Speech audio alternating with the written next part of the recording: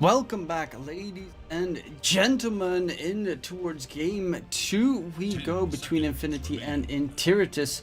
Game number 1 was a very one-sided affair. Game number 2 might be a different story. However, I'm seeing some similarities to the first game here, WingBlade. They were like, oh, that game was rough. Centaur didn't really pay off last game, so let's just first phase pick it again. It's kind of an interesting choice in that regard. And Witch Doctor's not banned out just yet. But yeah, don't really expect them to go for it again. Though, to be fair, with the Mars, it's actually not that bad. Place Death Ward inside, stand outside, go ham. Yeah, I mean, Witch Doctor was super good last game against Centaur. I mean, when you pick such a one-dimensional hero as Centaur, and you don't have a good time in lane, well, the game is just pretty miserable. And they can just make it happen once again, like nothing is stopping them. Snapfire, Witch Doctor is a pretty darn good support duo. And very aggressive as well in their approach to try and secure kills. And honestly, it was pretty impressive how many kills the Witch Doctor managed to secure in the first game. I think he was 6-0 at one point, and he got 6 out of the 7 kills that his team had. He ended up 9-2 and 12, most kills in the game. That's actually pretty nuts. Oh, that was such a good performance from I can't pronounce his name. Yeah, some people just don't make it easy for us casters, but that's okay. They're here to play. If you can pronounce it, just make something up. Just call him Steven or something. Steven's so good. Though I'd be really impressed if he could do the exact same thing again in his second game. On the other side, we do have a line, of course, who's very annoying in the laning stage. A little bit of that mana drain, plus to set up some nice stuns, especially if you combo it with a Jakiro. Centaur stomp in, hit them with the ice bath, then the air spike on top. That's a lot of stuns and a lot of lengthy stuns in a row. Good amount of pushing power as well. It's some nice synergy with the other two heroes too, because they have more reliable stuns. And while Ice Path is very strong, reliable is not a label I would attach to it. Yeah, it does have that 0.3 seconds or whatever it is where you don't hit it. So it's definitely, it's not necessarily purely reliable, but it is very long and very, yeah, just lengthy. The stun duration is like 2.5 seconds or something. Yeah, it's pretty solid. Add the talent on top and no one can ever run away. But of course, you're going to need to have some damage on top of those nice stuns that they have. So, going to be the point of the two next cores, where I do think Invoker could be a nice one. Yeah, I think Invoker is just a very strong hero in general. Of course, they could go for a Spirit as well if they want to. Man, I'm so confused why they would pick Ogre when Witch Doctor worked so beautifully last game. Well, they just pretty much wanted to show how it's done with the Ogre game. Okay, SF. Oh, this explains it. There's the Ogre SF lane that we saw previously as well in the first showdown, which Interitus chose to wield, and well, they did it very well in the laning stage at the very least. 5 seconds. Yeah, Infinity is like, well, we can do this better than you. And so far it looks like a pretty good Shadowfiend game, because once again there is squishy supports, and once he gets a BKB he's gonna have a great time. And of course the Requiem plus Arena of Mars is a pretty sick combination as well. It's similar to Terrorize. That's and we saw it in the first game where the Ogre Magic Shadowfiend lane was very easily won over the Magnus plus. What's the second one? The second one? Oh, that was Snapfire, I think. Yeah. No, I was thinking in the lane that lost against the Shadow Fiend Ogre Magi. Ah, yeah, it was the Snapfire. They tried to go for some cheeky plays with like the cookie into the skewer back, but they couldn't really execute that because Ogre was just there with the Fire Blast to interrupt it. Doing Ogre things. Being fairly tanky. Void Spirit. Now Interitus gonna yoink that one away from Infinity. Can they get the same performance going though? Because PP looked superb and Rajur had a pretty tough laning stage. I mean, yeah, lost his courier, then lost his life towards the enemy's tier 1 tower top. They got lost 3 of their members in that attempt. At that point, it looked incredibly rough for the puck. Yeah. But now this Void Spirit isn't last picked, so Infinity can just pick up a good matchup. If they pick something like DOD, Void Spirit is gonna have a miserable time. I wouldn't expect him to have as much impact as he had last game. Because while Puck is still a favorable matchup, Void Spirit does okay. But there are certain heroes that can kind of box out the Void Spirit completely. Monkey King mid. Been a while since I've seen that one as a counter to the Void Spirit. TA, of course, very good against Void Spirit. And speaking about Voids, the Faceless Voids is banned. PL is gonna be banned as well. Because, well, PL is just a very good matchup against Shadow Fiend, especially when he doesn't pick up raises. Last pick is, of course, for Interitus, who can, as you said, maybe go for an illusion-based hero. Currently, Infinity don't I mean, they've got the Mars and maybe the Snapfire, Mortimer's Kisses, but that's nowhere near enough to get rid of an actual big, tanky illusion hero like a PL, possibly a Naga, if you want to try and set something up. Naga's not really... I mean, Naga into Ice Bath is always nice. Yeah, they have some good setups. I would just be very worried about their mid game. Because Infinity, they're setting up for some spooky timings. Once you have Blink BKB on Mars and BKB plus 1 item on Shadow Fiend, they're just gonna be hitting towers. Because they can just pick up the Presence Effects Buildings talent. And Snapfire. Yeah, it's terrifying. You have like minus 12 armor on towers. And Ogre probably a medallion or Snapfire medallion added on top. Plus Roche dies incredibly quickly with their lineup already. Add in a nice, I would assume, mid laner. Still going under the assumption that this is a safe SF. And Foker gets picked up. Okay, I actually expected to go the other way, but it also works wonders with Mars. It scales really well too. Like late game you have the Spear of Mars into Cataclysm. Pretty darn reliable, of course. It's a good matchup against Void Spirit and has a really nice amount of aggression in the early game. It does okay against Void. It's not like a counter. Because you can't EMP him. So Quaswex is a lot weaker against him, but you still kind of want to go Quaswex because everyone goes Quaswex. Unless you're actually planning on, you know, sunstriking the side lanes, which, granted, if there's a Mars Snapfire and an Ogre Magi Shadow Fiend lane, sunstriking the side lanes might get you a lot of kills. Phantom Assassin. I was gonna ask which carries seem good against SF, and I wanted to mention the PA. Because once you go later, you do have the built-in evasion and crit, which is something that SF needs to itemize around. And Silver Edge. Once again, I mean, Silver Edge definitely works, yeah. But I'm quite worried about the mid-game for Interitus, because PA needs a lot of time to come online. And even with the mischance, if SF runs at you with 200 damage at 10 minutes, well, you can dodge 15% of his attacks, but you're still gonna get demolished.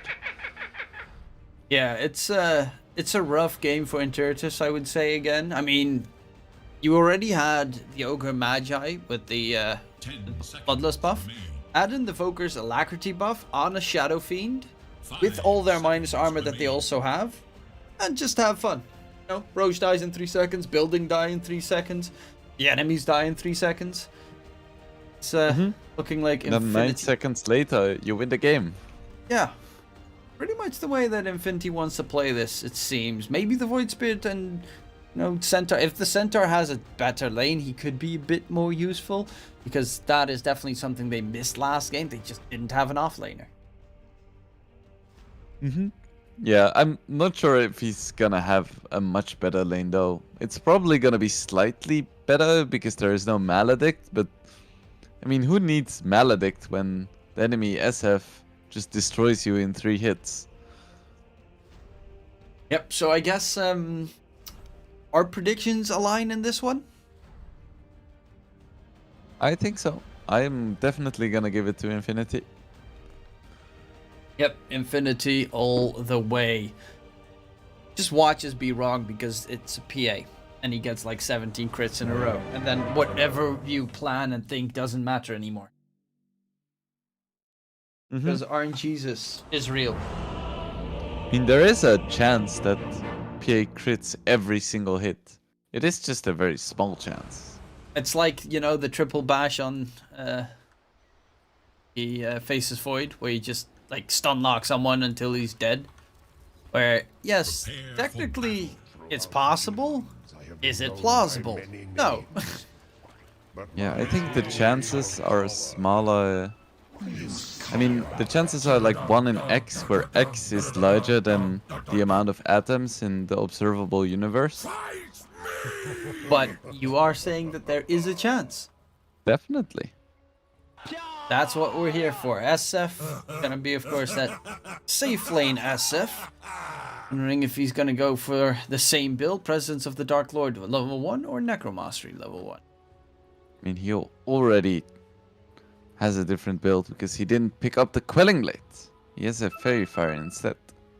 Oh yeah, And another branch. that's weird. A doodle for the ages. A range hero that doesn't have a Quelling Blade. I even see Focus with Quelling Blades, but this one does not. It is quite uncommon, I would say, for mid heroes. It happens more often on safe lane heroes. Like, you see it very often on Dusas, Lunas, these kinds of heroes, because they know that they're gonna be spending a lot of the early game hitting creeps, while mid laners tend to be a little bit more active and a little bit more vulnerable as well, which makes it more appealing for them to buy stats instead of just pure damage. Well, it looks like we might have a brawl before the rune spawn, because there's a pretty hefty grouping here. Interitus really want to try and scoop this rune up, which is also very greedy, of course, but there's a charge coming forward. EMP being thrown out. PP drains a little bit of mana. Hoof stomping on the ogre. Big Bull, you know, does get taken down, and first blood secured for Infinity. On the Shadow Fiend. Level 1. Leveled Razors, yeah. What the? Ew. He's actually gonna level Raze? I think it's just a value point, honestly. Like, I would definitely trade 1 point in raises for first blood. Seems like a worthwhile trade. Well, D-Flash gonna get taken down as well, and the ogre gets that kill secured, so he's also gonna get himself a little bit of extra cash while Parker in the meantime beelined back towards that bottom lane. Is now done with the full magic wand getting delivered. Not too bad, especially because the lion's at 1 point just gonna drain your mana the entire time anyway.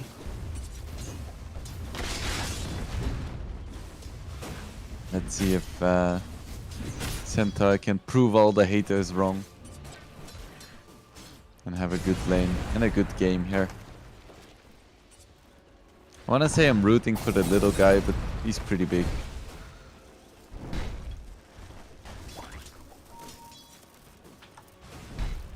We'll keep an eye on mid lane as well. So as we mentioned, Invoker is not a counter to Void Spirit, but I would still expect PP to do well in this lane. Yeah, I mean, that's mainly because I've been very impressed by his own Void Spirit performance last game.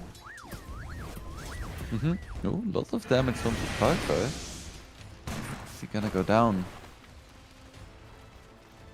Does Doesn't look like it. It was very close, but Centaur is just level 1.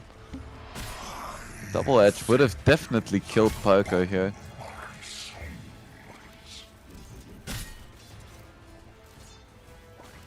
Yeah, it's currently Parker trying to get those Necromastery stacks. He's using the Shadow Rays for it though.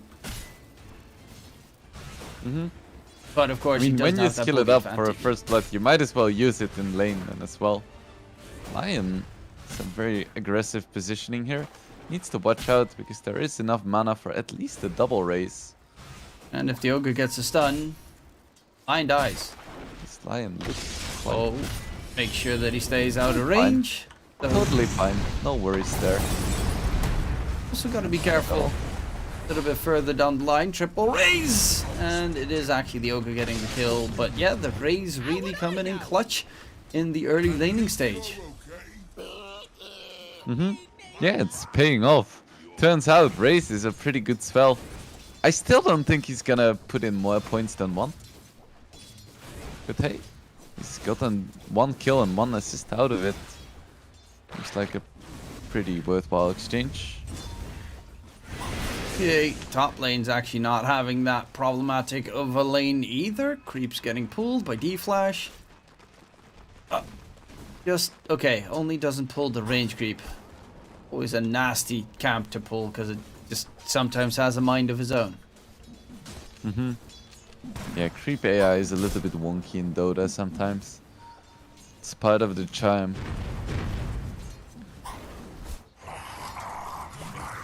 I expect to see some action at some point in this top lane. Because there is a lot of damage and not that many defensive tools. But so far, both the Mize and the PA look to be perfectly content just farming. Yeah, most of the action is in that bottom lane. I mean, Lion stands out of position once. Look at this Parker. 2 points into race. Ew. What is What this? is happening? Why he no build same? Actually, to be fair, he's having a really good laning stage, and it's pretty decent for farming jungle. Oh, Stomp, he's in trouble. Does just barely run away. Does he survive? The Ogre trying to block, but gives away that there's an Observer Ward. However, that's definitely value. Get rid of a couple of those Necromastery stacks. And, well, you kill the SF, which is definitely the biggest value of all. The Centaur, with 2 assists to his name, even though he did already die, starts off the laning stage a lot better than he did last game. Ooh, Centaur. It's a little bit low, but has stick charges as well. I have to say I'm a little bit confused about this bottom lane now for Infinity. I thought the reason why they picked Ogre was to give the steroids to SF, going for this right-click build, which would amplify him like it did last game. But now they went for the race build, and at that point, I feel like they should have just picked Witch Doctor if they weren't planning to use that synergy. Oh, Shadow Fiend, Hoof Stomped again in trouble.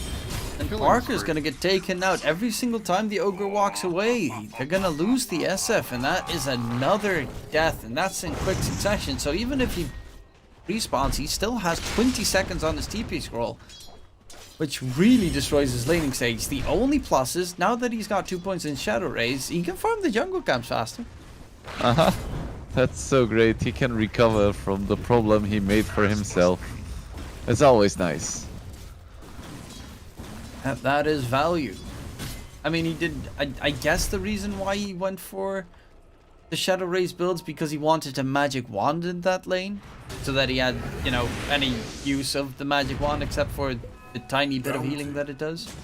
Yeah, he just wants the value from getting the mana. That's a pretty 5-hat play. I mean, I did, yeah. Otherwise, it's a strange choice. I don't really know why he went for it. This time, though, Centaur did also go for the double edge, 2 levels again, where he doesn't get punished by the enemy having a Witch Doctor. Luckily enough. Otherwise, his entire build again would kill himself. Oh, that is. Curious to see if he goes. No, I was gonna say if he puts 3 points in, but nah. Don't be such a silly goose. 3 points? Pfft. At that point, you probably actually start killing yourself.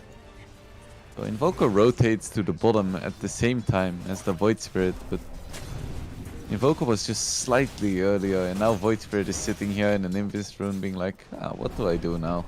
Walking up towards the center. Oh, because they know he's here, Yep. because they have a sentry. Voker just spotted him. Voker didn't even leave. He's still waiting for the Void Spirit to make a move. He's like, Void Spirit is missing, I'm gonna stick around, see what I can do. Can't seem to get anything though. Oh my goodness. Speaking about builds, look at Mars. It's time for memes, DK.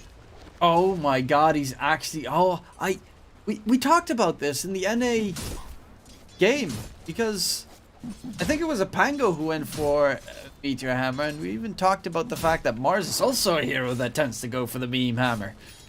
Well, there we get to see the memes fully done. A lot of region that you gain from it, of course, and a decent amount of stats, but it's just so weird. It's just so weird. You have like no good way to set it up for yourself until level 7. Well, Tornado comes in, Ice Bath, interrupts it, and that's the gank attempt completely failed because, well, PA does have a way to get out of Arena. And Mars doesn't have boots because he bought a bloody Meteor Hammer. On the bright side, he's gonna push faster. That is very nice. Yeah, he can take down towers slightly faster. Not actually a lot faster because Mars is terrible at taking towers. However, is in a little bit of trouble. Dodge and weave. Dodges the Ice Bath nicely. Still slowed down. In the meantime, there is a big fight going elsewhere. Void Spirit is going to get caught out. PP Brush is top. There were, I think, in 3 different lanes, 3 different fights. And during all the time, I was just watching Mars walk away very slowly. He's gonna get the Meteor Hammer this time. And I missed the Meteor Hammer. I missed it. Oh my lord. There was a single tree there, which PA got speared to, and then with the EMP and Meteor Hammer, there was no chance for him to escape. I'm waiting till we see the Fokker Meteor Hammer build again. I think Thompson did that, where he went Quaswex and then went like Urn into Meteor Hammer, then hit them with the Tornado, and then time it perfectly where they land to get hit by the meme hammer. But wasn't that only a thing because there was a talent that increased the tornado duration, or am I misremembering this? I can't remember. I have no idea if that was the case. Roll 26 HP, totally fine. I'm actually thinking... Oh. Rip. I'm actually thinking about another item. Where's... Oh. My god, what's happening with all these fights? Center Stampede, okay. They're fighting towards the enemy's triangle. Azure now taken down. Did lose the SF, but they found 2 kills in return. I was in the meantime looking for a specific item that I can't think the name of for some awful reason. Ring of Basilius, that's it. I was thinking about the Naga Siren. Ring of Basilius. Toggle meme hammer. Remember that one? Yeah, good stuff. It was a perfect timing where you had to toggle it like twice or something, and then it would perfectly drop. Like someone figured that out when you could still toggle it, of course. Oh, catch onto the Mars. He's in a bit of trouble. Oh, it's pretty tanky with the infused raindrops and Meteor Hammer. +8 all attributes. You think he's killable? Think again. Man's got boots as well. You're never gonna catch this speedy boy. Dire's top tower is under attack. Mars is just leagues ahead of all other players in this game. Radiant's bottom tower is no more. Not in terms of net worth or damage or impact. SF actually didn't level raise to the max. I guess just 2 points. The second point does almost double the value. Yeah, So to be. I'll forgive him for now. Though it is still weird, 2 safe lane SFs, completely different builds in 2 games. Well, not completely different builds. BP is going to get caught though. Axed up, tries to run away. So will die, but there's Mariano coming through with the cookie on top. He tried to pick up that kill on the Mars, but unfortunately he's got a very greedy Snapfire in his team. And this time, Centaur is having a very good game because he's not playing against the Witch Doctor, so he's gonna have a nice 11-minute blink. Nothing to complain about. Dire should look to their top tower. Yeah, hopefully he'll be able to get his other items at a decent pace as well. Definitely a good pipe game. For Speaking about Interitus. items, PA has the Battle Fury. 12 minutes in, no boots. The full greed Battle Fury. Dire's whereabouts. Does need a couple of hefty stacks though. That is pretty great timing for him. If you can get away with it, it's a really nice build.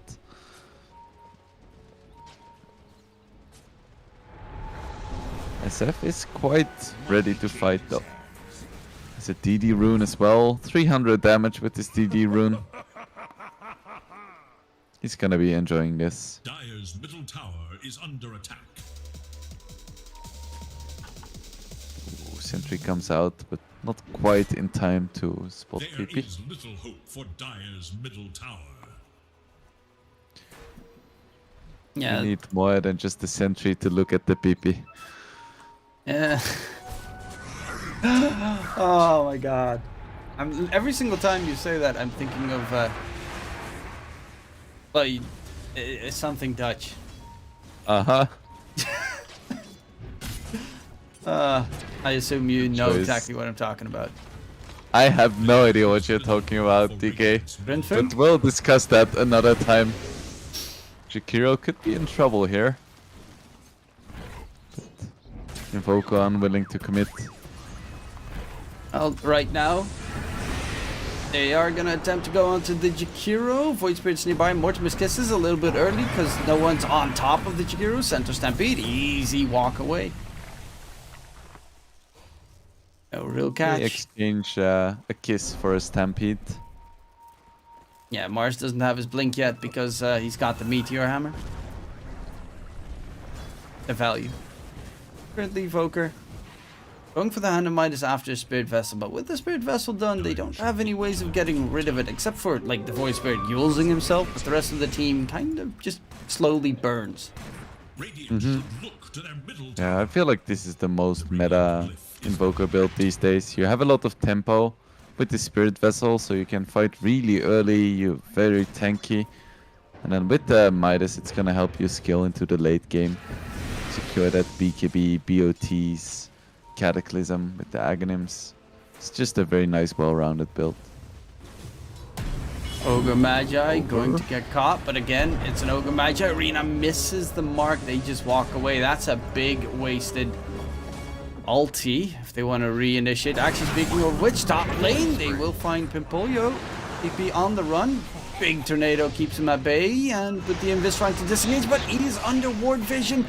There's a sentry just at the edge, and they have to reinvest into another sentry to get the kill, but they do find PP, so 1-for-1 trade, and kill goes to the Void Spirit, who is getting closer towards that Axe, though it's still a long way to go. This time he does not have the very useful Agnes to give him that Empower buff. Is no more. PA is starting to get big, but at the same time, it's gonna take at least another 5 to 10 minutes before PA is gonna be able to fight.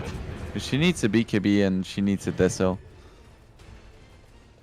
Those are the two requirements for a PA to have impacts in fights. Like without the magic immunity, she's absolute food, and without the Deso, she's not gonna be able to kill anyone. Well, Mars surrounded by enemies, Ice Path shuts him down, holds him in place, kill given the FCR. That's a 4-kill streak added on top of the already decently farmed PA. He is still behind the SF right now. Parker's been farming pretty impressively this game. But how much longer can he stay ahead of a Battle Fury PA? Ooh, Invoker. Infinity is just losing heroes left and right. Nice Get disarm. away from this. Oh, on the run. Biffy, can he disengage? Yes, he can. Mortimer's Kiss is doing a lot of damage. Centaur in trouble. Finished off, and on the side, Rajur will be able to disengage, but so will PP. They actually find two in trade. So Infinity, they take the lead right now after a pretty advantageous fight in their favor. Of course, doing all of this, the PA is still just, you know, farming. Do they go into Roche? No, right? Can they do this? Well, yeah, They're gonna try. they do have a lineup that can very easily take Roche. They kind of need the Mind's Armor from Snapfire, who doesn't even have Lil Shredder. So this is a completely different Snapfire build. Both the SF and the Snapfire just changing things around. They do have the Invoker, of course, with both the Forge Spirit and Electricity, and Mice is going to be able to tank reasonably well. Of course, it also helps that the enemy team doesn't know that it's happening, so you have some leniency in terms of time. Yeah, this is looking pretty decent here, Infinity. Back on track, but again, it is still against a PA no matter what happens. Till the game is over, you're still playing against the PA. I do feel like they're on a little bit of a clock. It's late in the game. PA is quite a good matchup against the Shadow Fiend. And against everyone else. I mean, you hit one triple stifling dagger crit and the entire team's dead. Radiant's middle tower is under attack. Because that's magic that the PA can bring to the table. Doesn't have his BKB yet, so this is the perfect time to catch him out. They will find an easy pick on Jakir. The rest of the team trying to disengage. Nice spear, meme hammer, come land! And they will be able to connect it. Double kill secured for the side of Infinity. And they do lose the Void Spirit again. That's his 4th death already this game. Looking pretty troubled. I mean, his puck also had some problems. Is under attack. He's still doing reasonably well in terms of farm. Nice kill onto the snap. Oh, the spear doesn't land on towards the PA though, and he's gonna hit the meteor hammer onto the Centaur, but Centaur has Stampede if he wants to use it. And he does indeed sprint back to safety. And the PA is, well, he's actually getting a little bit too far ahead at the moment. I mean, he's almost tied with the Shadow Fiend, and it's already impressive that SF is just staying ahead the entire time. And SF is like, alright, I can foresee this PA maybe becoming a little bit of a problem, so let's get an MKB immediately. Okay, doesn't have the Oh, BKB that is to do the big. jet. Rec Room plus Sunstrike. That's a huge catch. The high ground ward that he still had lingering about. Going Hello, big. this Double is kill Gabe for Newell. Parker. Still has Thanks that for Aegis playing for Dota 3 2. minutes. Top lane is being Double pushed kill. in by the creeps as well, so they should be able to secure that tier 2 tower plus the outpost, plus maybe even tickle the high ground. I mean, he does have presence, aura, affects buildings at the moment, and it's an SF with, you mentioned, all the buffs that he already has. So hitting buildings goes pretty easily. Yeah, and Quicksilver Amulet now as well. With the Requiem on cooldown, that's a great neutral item to have. Look at this boy hit. Has the presence affects buildings now as well. Buildings just melt. Going for the MKB actually instead of going for that silver edge. Radiant's middle tower Oh, is they find a nice dragon skill, their opponents. Huh. Ooh. But yeah, MKB, at that point you don't have to break the PA, you can just like mow him down in a couple of hits. It's a little bit more reliable. I mean, PA, he's going for the Deso next. Which, yeah, he's got a BKB, but he still dies very quickly to a 200 auto attack damage Shadow Fiend. That also has Do that you proc think effect. But once the Deso comes online and the Aegis runs out, they do have a shot. Because it's only a 1k lead. Far from insurmountable. I think that Void Spirit's Axe is going to be very crucial for them as well. That AoE silence, especially on the Voker, who's been, honestly, hitting his entire toolkit the entire game. Oh, nice TP from the Void Spirit. VA though. Uncommon position. under attack. Dire structures are fortified. One tree separating him from definite death. And he's like, I'll just keep farming. I'm fine. I'm invis, you know. Got that magic going. Radiant's top tower is under attack. Still love the PA's Aghanim Scepter. It's so weird, but strangely satisfying. It turns PA into a league champion. Where you have like a quick dodge and cooldowns that reset on kills. Isn't that like every league champion? Yeah. Yeah, exactly. You'll have flash and stuff. You get to pick a summoner spell and shout racist slurs at teammates. That's the league experience. Void Spirit, he just gets easily picked off. One spear, one kill. Barker continues to push. Alacrity buff. 20 seconds until his Aegis expires. He's just gonna try and get rid of these racks in that time. Or is he actually? They're gonna fade away. A little bit too spooked. PA in the meantime still farming up the enemy's jungle. And yeah, they know exactly what they're waiting for. They're not feeling too pressured because they know that they're gonna have MKB on SF, which means that even with the Deso, SF should still be able to win man fights.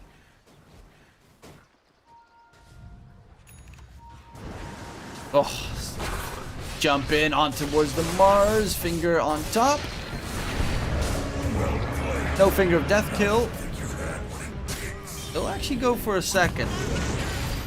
That Ogre Magi can't really run away, doesn't even have a DP if he wanted to. Ooh. Ogre bought the shard.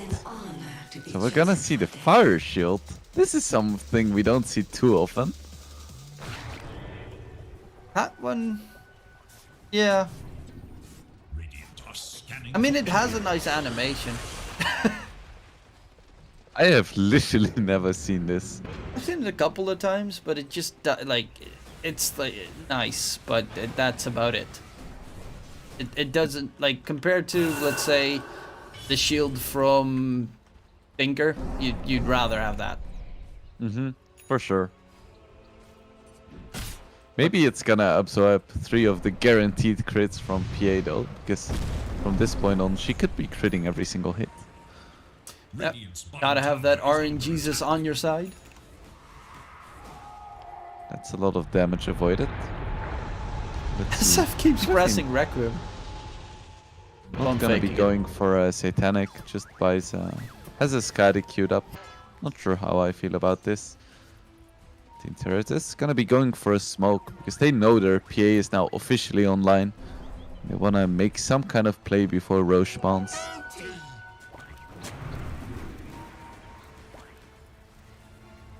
Yeah, that second Roche, if you give it to the PA where he gets a free shard, and, well, the PA free shard is pretty freaking good. Yeah, for sure. Breaking the SF is gonna be quite huge. And pure damage, that's what, 13%? 16% AoE pure damage? Yeah, and against Mars too. Just a great shot this game. Gonna see a big smoke though. Smoke on smoke. Hesitant to run high ground.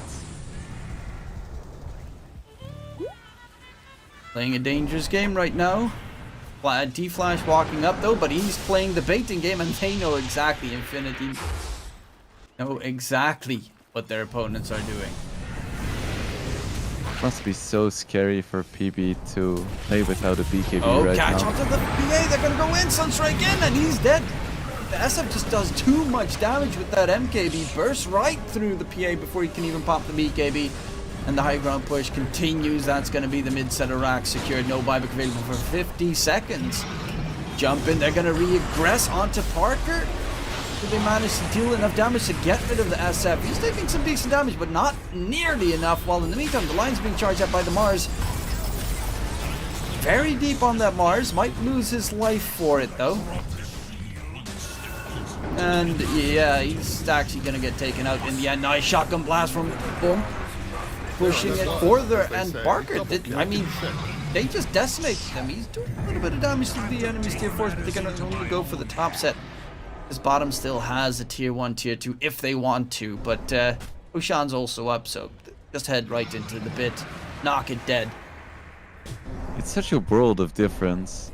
This Void Spirit to last game's Void Spirit. Feels like every single fight, Void Spirit just gets absolutely bursted down. And he hasn't been able to find any catches like last game on the puck. This feels like kind of a dead hero in this game. All the weight is on the shoulders of the PA for Interitus. Of course, PA is one of those heroes who can definitely solo win games, because he has the damage and the mobility. It's looking difficult, especially against an SF with another Aegis.